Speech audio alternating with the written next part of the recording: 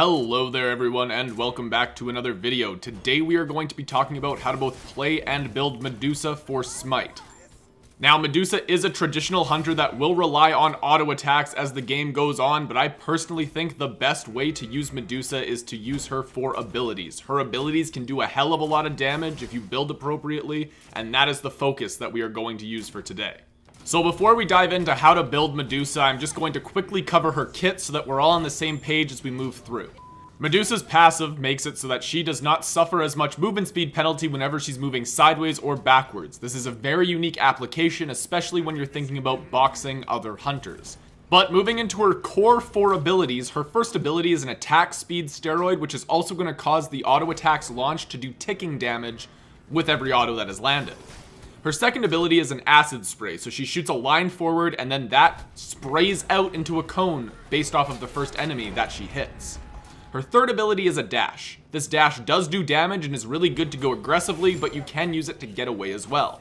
Her fourth ability is a petrify, where in this giant cone, Medusa is going to deal a lot of damage and anyone looking directly at Medusa is going to be stunned. Got all that? Good, because now we're going to start talking about build choices, and there are 2 key builds that Medusa can use to really pop off in the battleground.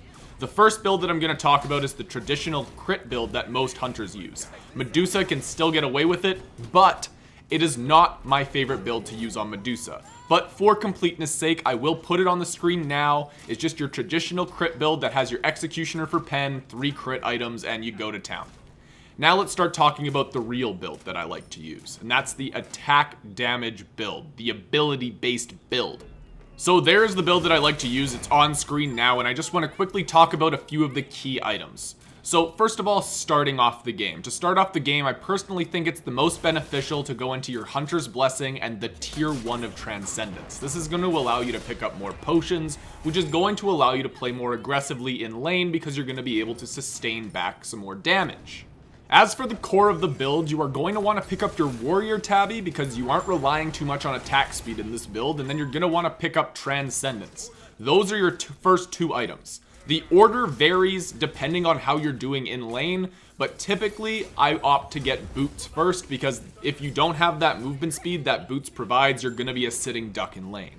So after we've got those first 2 items online, this is where you're really going to start looking to force the issue in lane. You are going to pick up Heartseeker as your 3rd item because as you're clearing wave with your acid spray and auto attacks, you're going to be able to angle acid spray to poke at the enemy hunter. This is going to allow you to consistently do that Heartseeker damage, and then it's really great in team fights. Now for the rest of the build, you're pretty much prioritizing penetration, cooldown reduction, and then whatever else you may need depending on circumstances. The traditional items I use to finish up the build are Jotun's Wrath, Crusher, and Titan's Bane.